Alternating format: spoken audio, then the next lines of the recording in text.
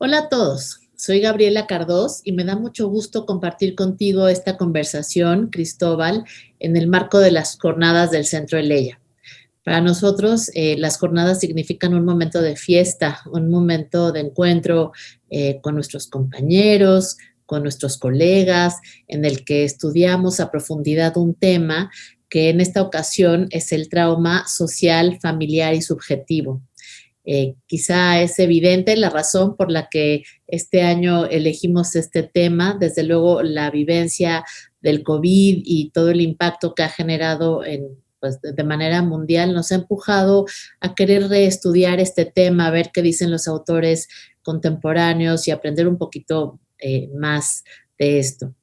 Nuestra intención va a ser hablar un poco sobre la manera en la que se construye la mente, la capacidad para pensar y cómo a partir de esta se pueden tramitar experiencias que algunos denominarían traumáticas. Hablaremos también sobre cómo las fallas en la posibilidad de construir representaciones tienen como consecuencia que el sujeto pues quede desvalido frente a ellas. Y bueno, es necesario mencionar que seguimos las ideas de Howard Levine al decir que no se trata de elegir entre lo interno y lo externo, entre la pulsión y la realidad, o entre la realidad psíquica y la realidad material. Lo que queremos resaltar es que lo traumático en todo caso dependerá de la capacidad de cada persona para tramitar o pensar una situación determinada o el efecto que algunas situaciones pudieran tener en su mente. Y bueno, vamos a pensar mucho en lo temprano, vamos a platicar sobre el impacto, por ejemplo, de situaciones traumáticas en los niños pequeños y desde luego, pues que hay muchos eventos que se pueden considerar traumáticos para un bebé. Algunos, por ejemplo, dependerían de su ambiente cercano, de separaciones, por ejemplo, de la madre, de migraciones en donde toda la familia tiene que mudarse o ir a otro país buscando mejores condiciones, situaciones de violencia, eh, la patología materna o las circunstancias que rodean, por ejemplo, el nacimiento del bebé. Otras quizá relacionadas con fenómenos naturales y unas más dadas por la capacidad de este bebé para tolerar la frustración, por ejemplo, y los montos de agresión que habitan su mente. Hay quienes piensan, por ejemplo, que el trauma tiene que ver con una herida, ¿no? Cuando hablamos de un evento traumático, en realidad lo que estamos haciendo es tomar prestada la palabra del griego, que justo se refiere a eso, a una perforación en la piel o a una ruptura en la envoltura corporal. Entonces, es de estas cosas de las que hoy quisiéramos Cristóbal y yo platicar. ¿No? Y siguiendo en el tema que nosotros estamos trabajando hoy acá, esta misma metáfora de la ruptura, de la herida, es una que Freud mismo, alrededor de 1920, ya utilizaba, ¿no? De manera usual para referirse a diversos eventos que rebasaban la capacidad del aparato psíquico para poderlos procesar, ¿no? Entonces, esta metáfora freudiana también pone de manifiesto que para él la mente, digamos, o el aparato psíquico, lo diría él, está envuelta en una suerte de escudo protector que más adelante realmente platicaremos acerca de él, ¿no? Al que le llamó barrera antiestímulos. Y esto también nos lleva a una noción muy interesante para el tema que trataremos hoy, que es el del trauma temprano, en el cual el mismo Freud ya había postulado también en los inicios de la teoría psicoanalítica que el yo, digamos, la instancia encargada de mediar entre nuestros impulsos o pulsiones y la realidad, es corporal, ¿no? Y que el contacto con la realidad va a ir generando esta misma barrera antiestímulos. Digamos, la frustración, las experiencias de satisfacción, el empalmar nuestro deseo con la frustración que la realidad nos impone, el tener que buscar rutas para satisfacer los deseos, todo eso es de lo que estamos hablando cuando contamos que se va formando la barrera antiestímulos. Entonces, la teoría freudiana, desde sus inicios o a medida que va evolucionando, pues va a plantear que existe una interacción entre el medio y el interior, y que esta misma interacción es decisiva en la estructuración de la mente. Es decir, que todo el tiempo estamos en un constante proceso de interacción, que todo el tiempo hay una retroalimentación, y especialmente lo vamos a conversar hoy, que esa retroalimentación ocurre desde los primeros momentos de la vida del sujeto, ¿no? No vamos a imaginar un sujeto pasivo ni un bebé, digamos, pasivo, ¿no, Gaby? Así es. En ese sentido, no sé, me parece que tenemos que subrayar que la mente se construye justo en una relación, que se construye en un vínculo con la madre, y es muy interesante observar cómo justo las mamás de bebés recién nacidos están como tan atentas, perdón, a cada gesto de su bebé. Están pendientes de su contacto, interpretan sus gestos, por ejemplo, el movimiento de sus labios, el giro de su cabeza, la forma en la que respiran, el ruidito que hacen, ¿no? Por ejemplo, cuando van a despertar, los sonidos, ¿no? Pues saben que detrás de todos estos, de todas estas acciones, vamos a decir así, hay un significado, ¿no? Y están intentando interpretarlo. Las madres, digamos, en el mejor de los casos, ¿no? En una situación ideal, las madres logran interpretar el llanto de su bebé y en ese sentido atenderlo. Decir, ah, bueno, ahora le está pasando que tiene frío, ¿no? Ahora le está pasando que tiene hambre. Y en ese sentido también actúan como, como con una función de filtro, ¿no? Un filtro que en el caso de los bebés todavía no está construida, una función que todavía no está construida. Y si la madre realiza esta función o el cuidador, vamos a decir así, a través de su sensibilidad para entender en un momento dado qué es lo que su bebé necesita, eh, va como a funcionar como esta barrera que lo protege de experiencias pues emocionales, bueno, primero físicas, ambientales y emocionales que pueden ser disruptivas para un chiquito, ¿no? O demasiado extremas. Es decir, es como si los niños necesitan ser acompañados por alguien en la comprensión de cosas que viven y que no pueden comprender. Entonces, podríamos pensar que si la madre fue capaz de realizar esa función de adultos, ellos mismos van a lograr estas funciones de tolerar algunas experiencias cuando son disruptivas o no son siempre agradables. Sin embargo, no siempre ocurre así, ¿cierto? Hay padres incapaces para dar esas experiencias y bueno, vemos adultos que por una variedad de razones, entonces, por ejemplo, se ponen en riesgo, buscan estímulos excesivos que no tienen mucho que ver con el autocuidado y que en todo caso llevan más bien a la autodestrucción, ¿no? Y bueno, también existen eventos que superan las capacidades psíquicas y que sí son disruptivos y que impactan en el funcionamiento cotidiano, que llevan al sujeto, al bebé en este caso, a una confusión extrema. Bueno, hoy mismo tenemos ejemplos para hablar de esto, ¿no? Podríamos pensar, por ejemplo, en el impacto del COVID, como decíamos al empezar, que nos ha mantenido a la mayoría en una situación, por decir, al menos de incertidumbre, ¿no? Podríamos pensar en un accidente, en una catástrofe natural, la separación de un bebé de su madre.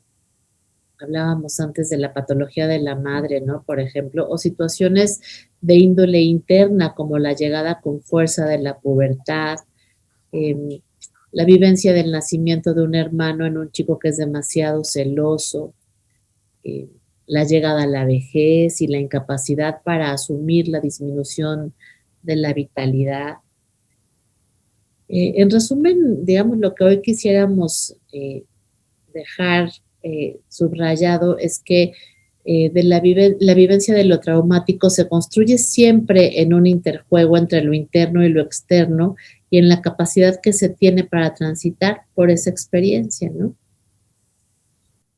Fíjate, ahorita que comentabas toda esta idea del interjuego, ¿no? Entre lo interno y lo externo, de que el trauma no se constituye específicamente porque toca vivir un hecho complicado. Ahorita que hablabas de la vejez, por ejemplo, no hay diferentes formas de asumir la vejez o la parte puberal sobre la que también hemos platicado un poquito y que también la comentaremos en las jornadas, como aunque hay un impacto fisiológico innegable en la pubertad, pues sabemos que no todas las pubertades se viven del mismo modo, ¿no? Ahí es donde entra la parte subjetiva, la parte interesante de nuestro trabajo, porque no todos los eventos traumáticos significan devastación. En realidad, cuando comentábamos esto de la barrera antiestímulos, también estamos platicando de que la mente, a raíz de este contacto y a raíz de esta idea del yo que se va enriqueciendo, digámoslo así, permite que haya cierta plasticidad, ¿no? Que haya ciertas estrategias defensivas, vamos a imaginarlas quizá como diques o como redes, que hacen que el impacto de una situación potencialmente traumática como estas que ahorita comentabas, pues digamos, no lleguen con un impacto tan duro a la mente, ¿no? Por ejemplo, existe la negación, por ejemplo, ¿no? Alguien a quien le dicen que tiene el tobillo roto, y bueno, de primer momento puede pensar que el médico se equivocó, que es un esguince, que no le pasa nada, no le duele, se sale a hacer cosas, ¿no? De pronto, pero poco a poco, después de que pasa el shock, se da cuenta de que si hay una fractura y que tiene que pasar una festividad enyesado y bueno, llega la tristeza, llegan diferentes afectos. Entonces aquí entra un debate muy interesante porque si bien estamos hablando de defensas, ¿no? Digamos que es no ver la situación tal cual como se está presentando, muchas veces estas son la primera línea que tenemos para ir asimilando, masticando y haciendo una digestión de los hechos traumáticos, ¿no? Para que no sea un impacto duro que, digamos, en otra mente, diferente a la que estamos describiendo aquí, podría ser un evento que desorganiza, ¿no? Podría serlo, pero en este caso tenemos diferentes defensas. Y ya iremos platicando hoy que, bueno, hay defensas más evolucionadas que otras, ¿no? Quizá la negación no lo es tanto. De pronto hay defensas como la identificación proyectiva masiva, en donde yo ni me entero de lo que está sucediendo y se lo deposito a alguien más y asumo que lo vive otra persona y que a mí no me pasa nada. Y bueno, iremos conversando un poco más en torno a los diferentes grados y los diferentes matices que tienen estas defensas, ¿no? Eh, y bueno, tenemos que partir también de una pregunta importante acerca de los primeros momentos de estructuración de la mente, ¿no? ¿Por qué? Porque necesitamos conversar acerca de cómo se van a ir dando estas defensas, cómo evolucionan, de qué depende la capacidad de un adulto de poder tramitar y procesar las experiencias traumáticas, esto de la vejez, la pubertad. ¿Cómo le hace a alguien para transitar por eso? Bueno, vamos a ver que esto se remonta a una historia temprana, obviamente al primer vínculo de la vida, que es con la madre o con el cuidador primario, ¿no? Que es un momento en el que la lectura de la realidad y la lectura de los estímulos corporales también dependen en gran medida de la visión y de la contención de quien es el cuidador primario. Digamos, ahora sí que la hace de intérprete de la realidad que está teniendo el bebé, ¿no? Es el primer intérprete y es el primer puente entre un mundo desorganizado de sensaciones y un mundo de significados, ¿no? Entonces, de ahí parte. Y bueno, una de las dificultades centrales que vamos a encontrar en estos primeros momentos estructurantes es la dificultad de construir representaciones. ¿Por qué la representación? Bueno, ya lo decíamos que desde la teoría psicoanalítica, desde muchas escuelas, incluyendo a Freud, por supuesto, la manera que tenemos los seres humanos de vincularnos con nuestra realidad y con el mundo es a través de las representaciones, no de las cosas concretas, digamos, de lo que imaginamos, de la representación imaginativa que le damos a un estímulo corporal, ¿no? Ya tendremos más ejemplos acerca de ello. Y entonces, por ejemplo, algunas experiencias que son sensoriales en un inicio y que son dolorosas, imaginemos el hambre, la ausencia, el dolor físico, una lesión, tener una fiebre, ¿no? se pueden convertir en vivencias traumáticas si es que no se les puede dar un sentido. O sea, nos quedamos en el nivel de experiencias fisiológicas desorganizadas que no significan nada en realidad. Y a quien le toca hacer ese primer trabajo es al cuidador primario, ¿no? Y entonces es la presencia de dicho cuidador que algunos autores inspirados en Bion y Bion mismo llaman estado de reverie, otros le llaman sintonía, sostén, y aunque tienen diferencias teóricas puntuales, todos estos términos coinciden en que lo más importante en estos momentos es la posibilidad de que haya un objeto que preste su capacidad imaginativa, que preste su mente para sintetizar, imaginar y darle sentido a la experiencia que tiene el bebé.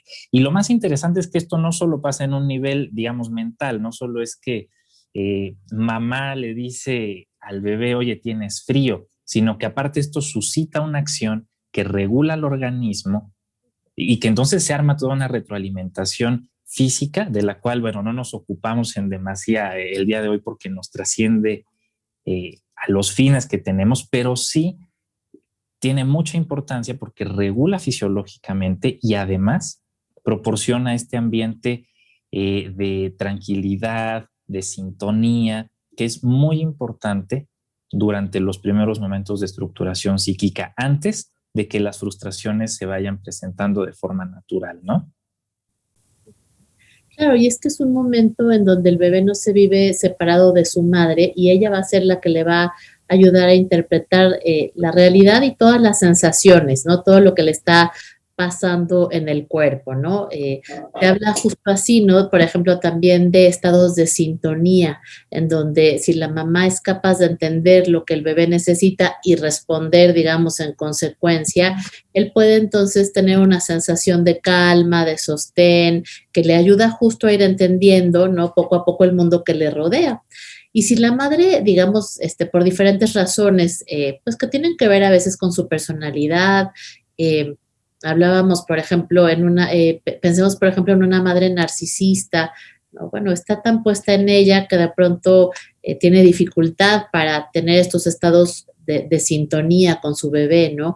O una madre deprimida, digamos, sería difícil que pueda reaccionar frente a las necesidades de su bebé y probablemente el chiquito, este bebé, tenga dificultades más adelante, entonces para construir la representación de la madre en su ausencia. Vemos, por ejemplo, que bebés de mamás deprimidas de pronto pueden hasta evitar la mirada de la madre, ¿no? Porque lo que encuentran allá es justo como un vacío. O se me ocurría un poco pensar en la idea de Green sobre la madre muerta, ¿no? Estas mamás que logran hacer una conexión con su hijo, pero que por razones diferentes se deprimen y entonces como se abstraen un poquito y retiran en ese sentido como la libido de su hijo.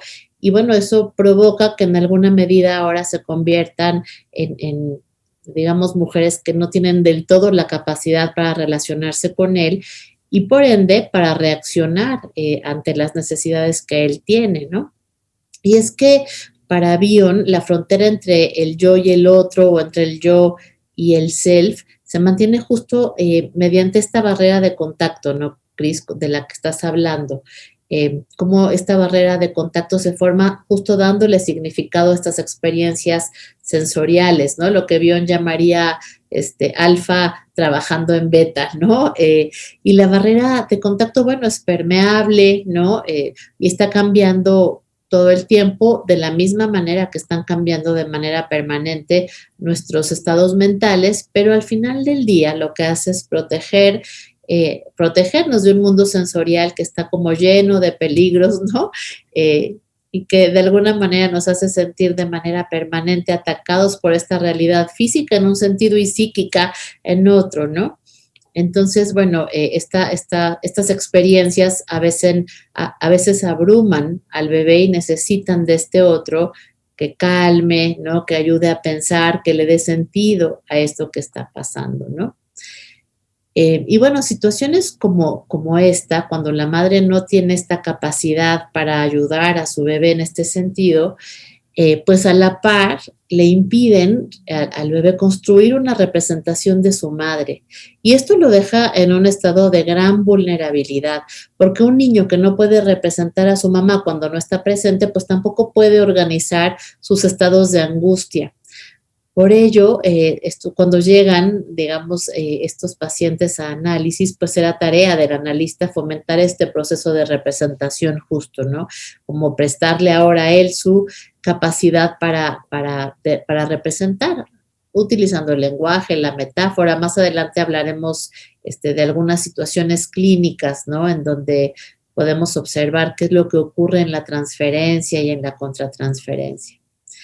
Y bueno, pues con mucha frecuencia es que justo estos pacientes llegan a buscar ayuda y entonces cuando trabajamos con niños pequeños podemos observar eh, conductas y estados de ansiedad que parecen justo ser el resultado de fallas en este proceso de representación. Eh, Niños que no toleran separarse un rato de las madres, por ejemplo, ¿no? O niños con pesadillas, con dificultades para dormir, o que se asustan muchísimo por un ruido, que tienen una conducta que pareciera corriendo sin sentido, ¿no? Que no pueden enfocarse en una sola tarea. Y justo estas situaciones pues dan cuenta de cómo este niño tiene una pobre habilidad para representar.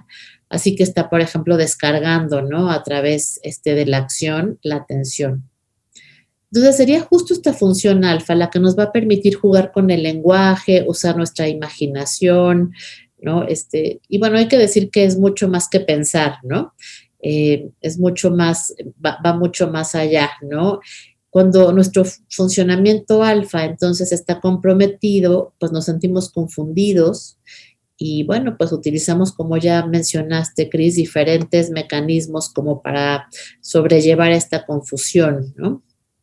Buscando darle sentido a las experiencias. Exacto. Y ahora que también comentabas esta idea de que la función alfa implica más que pensar o es entender el pensamiento como una acción compleja, impulsada por la ensoñación, por la capacidad imaginativa en un primer momento de la madre que, bueno, luego se desarrolla en el sujeto que va avanzando en la vida.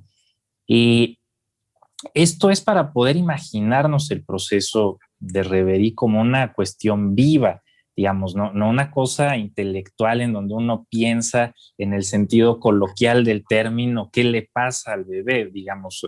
Y ya que hablemos de la transferencia contra transferencia, también será poder pensar de manera viva qué le pasa al paciente, ¿no?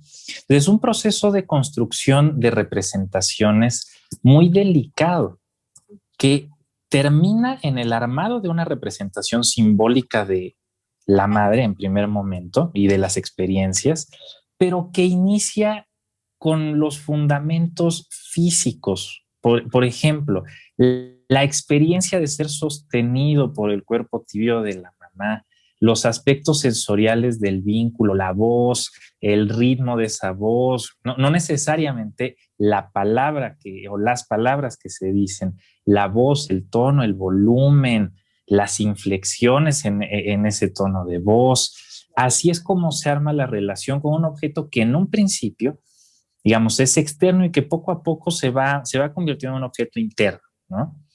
Se va interiorizando, digámoslo de este modo. Entonces, supongamos que cuando esto ocurre de una manera placentera, repetida, constante, el niño poco a poco puede tolerar la ausencia de la madre, ¿no? Digamos, de este modo podemos teorizar que echa mano del recuerdo de todas estas sensaciones, que entonces lo calman cuando necesita soportar su ausencia, por supuesto. Entonces, en un primer momento, la representación, y esto va a ser muy importante para propósitos diagnósticos y de armado de interpretaciones psicoanalíticas, no nos deja nada más en el mundo teórico. En un primer momento, el proceso de representación es imitativo. lo que podemos observar con los chiquitos, ¿no? Con el aleo en ciertos momentos que imita los tonos de voz o imita ciertas sílabas que se emiten en la lengua materna. Bueno, eso es, en un primer momento es imitativo, pero no hay que restarle valor por eso, ¿no? Después vamos a pasar hacia la introyección y vamos a llegar hasta la identificación, hasta tomar un cachito de esa madre y hacer lo propio y poder verla como un objeto interno y tener, digámoslo de este modo, una especie de diálogo interno, ¿no? Eso es a grandes rasgos lo que podríamos decir que implica tener un objeto interno, aunque tiene mayores complejidades, ¿verdad? Entonces, cuando la madre no está, el niño utiliza sus propias sensaciones para imaginar su presencia. Digamos, el ejemplo clásico freudiano por excelencia es el del chupeteo, que ahora regresamos allá, para que lo podamos ir imaginando. Entonces, este es un primer ejemplo de cómo la mente funciona o tiene la tarea, mejor dicho, de hacer figurables diferentes experiencias, de poderlas representar. Más adelante, ¿no?, esto va a ser, o esto constituye el fundamento de la formación de símbolos, aunque hay que reiterarlo, digamos, estos primeros momentos imitativos no constituyen de pleno derecho el uso de los símbolos, ¿no? Pero es muy importante empezar a poder jugar con estas equivalencias. Es de lo más importante porque implica la posibilidad de traer a ese objeto, de evocarlo, e incluso de poder mirarlo ya cuando se constituye como símbolo, como algo separado del objeto con lo que yo puedo jugar, imaginar, tener un diálogo. Digo, eso al cabo de los años, ¿no? Y por ahí el fundamento de esto que platicamos, por supuesto que está profundamente asentado en Freud. Ya cuando él hablaba de la gratificación o la satisfacción alucinatoria del deseo, el chupeteo, la imaginación, incluso lo que él denominaba la masturbación primaria, todas estas conductas que hacen los bebés para calmarse, chupar la cobijita, chuparse el dedo, agarrarse el piecito, están circunscritos a esta experiencia de satisfacción alucinatoria. El hecho de que sea alucinatoria no es que sea patológico, aunque el término suene así. Lo que está diciendo aquí Freud es que ocurre en un plano imaginativo. Y si no existiese ese plano imaginativo, entonces es que llegan estas angustias que desorganizan, ¿no? Estas angustias tan intensas como las que ya nos comentaba Gaby con anterioridad. Entonces, también hay que ver que esto no ocurre dentro, o sea, en un vacío, ocurre dentro de un vínculo. Y es una relación que ocurre con la madre y con las sensaciones internas que tiene el bebé en ciertos momentos, ¿no? Entonces, el primer correlato de la barrera antiestímulos o de la barrera de contacto, si pensamos en Bion, es efectivamente la madre, que hace las veces de escudo o de blindaje para situaciones que pueden ser traumáticas, tanto internas como externas, ¿no? Desde el hambre, que puede ser una cosa traumática y que algunos pacientes lo pueden relatar así, evocando memorias, ¿no? Si le daban de comer mucho, si no le daban de comer mucho, si su recuerdo es que lo dejaban horas y horas y horas sin darle de comer. Bueno, hay un relato de una experiencia que de algún modo se entiende como traumático. O experiencias externas que también habrá material clínico dentro de la misma jornada que nos permitiera ahondar en esto. Bueno, y sí, sin duda el papel de la madre y la capacidad de la madre para acompañar a su bebé en esta formación del pensamiento es esencial. Pero yo creo que no tenemos que olvidarnos también del papel del bebé, ¿no? Como decías alguna vez, es una calle de dos vías, ¿no? En un lado transita la madre, pero hay que hablar de las características también del bebé, digamos, cuántos, del monto de amor, del monto de agresión que tenga, porque hay bebés que son como incapaces, ¿no? De recibir aquello que la madre les puede ofrecer, entonces ni con la mamá más solícita del mundo, digamos, es suficiente, ¿no? Y se me ocurría por ahí un material que leímos, como un artículo que leímos justo ahora que estábamos buscando material para las jornadas, ¿no? Y no sé, yo creo que hay que volver a la idea de que no se trata de la situación en sí misma, la que es traumática, ¿no? Cómo es que una situación es traumática para algunos y no traumática para otros. A mí me parece que esto depende, ¿no? De la mente en la que esta situación, digamos, se asiente, ¿no? Y recordaba el material de Betsy, el material de una niña, Cris, que no sé si lo recuerdas, en donde se menciona el caso de una chiquita que a los 10 meses fue acuchillada por un sujeto psicótico que deseaba matar a un niño.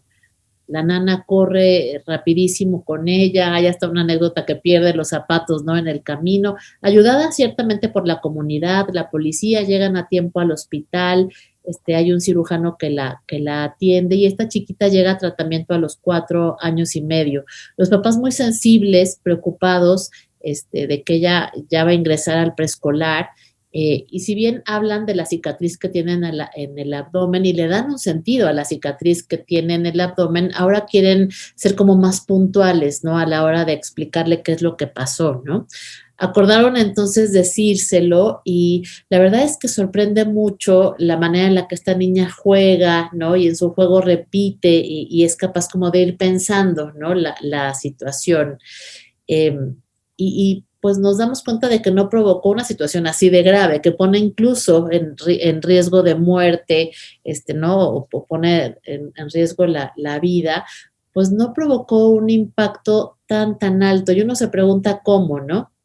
Y bueno, la explicación puede estar, digamos, en cómo tenía muy buenos objetos internos, el resultado también de los aspectos amorosos en su mente, la capacidad que tenía para pensar, pues ella jugaba al hospital, a médicos que cuidaban niños, ¿no? Y también los padres que habían podido pensar esta experiencia y transmitírsela cuando ella preguntaba qué pasó. Una de las cosas, ella quería hablar mucho de esto y una de las cosas que le preocupaban evidentemente tenían que ver con la seguridad de dónde estaba este sujeto que la había lastimado, ¿no? Pero al final veíamos a una niña que jugaba, a una niña que podríamos decir, estaba teniendo la capacidad para soñar, para representar, para repetir en su juego de manera como muy creativa. Y uno se pregunta ahí, bueno, como una situación tan impactante como la que vivió, ¿no? Sin embargo, efectivamente no todos tienen como esta misma capacidad y situaciones incluso menores pueden suponer algo mucho más grave para algunos, ¿no, Cris? Sí, desde luego. O sea, es muy interesante este ejemplo y muchos otros respecto de cómo, como tú lo decías, es una calle de dos vías. A veces puede estar una mamá muy dispuesta, receptiva, y a veces, no sé, sabemos que las emociones de celos, de posesividad del bebé que después se convierte en un niño, no permite que los cuidados de la mamá parezcan ser suficientes, ¿no? Porque desde la lente de alguien posesivo, bueno, pues siempre se es insuficiente, ¿no?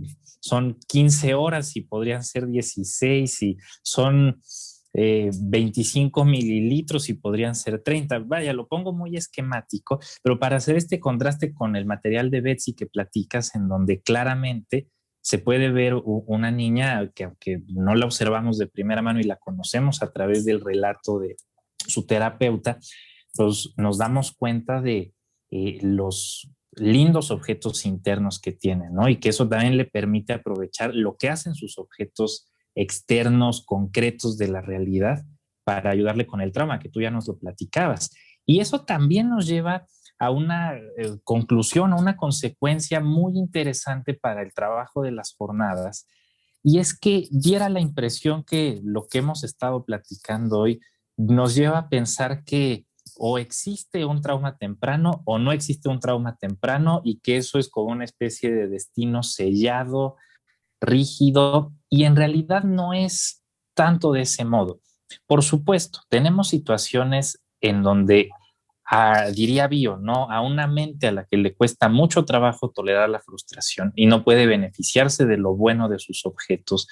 Por ahí también le toca eh, un cuidador primario no muy sintonizado o muy mal sintonizado, y entonces sí podemos encontrar Dentro de la psicopatología, por supuesto, la psicosis, o nos podemos encontrar eh, las dificultades psicosomáticas, en donde, claro, las capacidades de representación, digámoslo así, no se parecen a las de Betsy que nos acabas de platicar, sino que son situaciones en las que se expulsa a través del cuerpo, no se puede representar la realidad interna o las pulsiones, digámoslo así, como fantasía, sino que se vive dentro de esto pensando en la psicosis, ¿no? El yo confundido con el objeto, etcétera. Pero también hay que considerar que todas las personas, por la misma dinámica de interacción que se tuvo en los primeros momentos, pues vamos a tener áreas así tempranas, con dificultades en la representación, ¿no? Y esto es de lo más valioso para la clínica contemporánea, porque dentro de un paciente neurótico al que le aquejan ideas obsesivas, que puede tener síntomas típicos y característicos de la histeria, pensándolo en el sentido freudiano tal cual, de repente, con estas herramientas clínicas que hoy hemos estado platicando, bueno, clínicas y teóricas, podemos ir entendiendo que hay zonas de la mente relacionadas con estas dificultades precisamente, ¿no?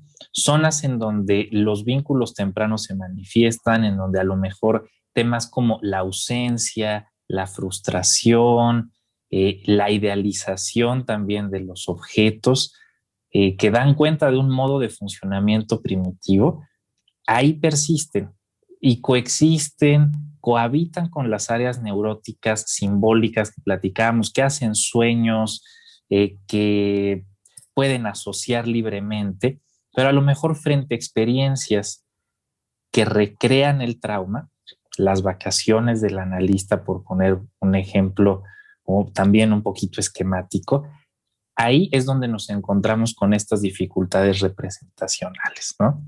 Y ahí es en donde todo lo que hemos estado platicando hoy y que sin duda veremos en las jornadas, es ahí donde cobra valor, precisamente. Entonces, pues ha sido una charla muy interesante, ¿no? Y sin duda un tema que no se agota, ¿no? Que uno puede seguir pensando y pensando y dialogando. Pues bueno, ya tendremos el espacio para seguir haciéndolo. Y muchas gracias, Cris. Sin duda que sí disfruté platicar contigo este rato. Muchas gracias. No, también a ti, Gaby, es una conversación muy enriquecedora también y pues continuamos preparando las jornadas, los esperamos, inscríbanse, tendremos los materiales clínicos y profundizaremos también respecto de estos temas en las conferencias y diálogos. Muy bien, muchas gracias.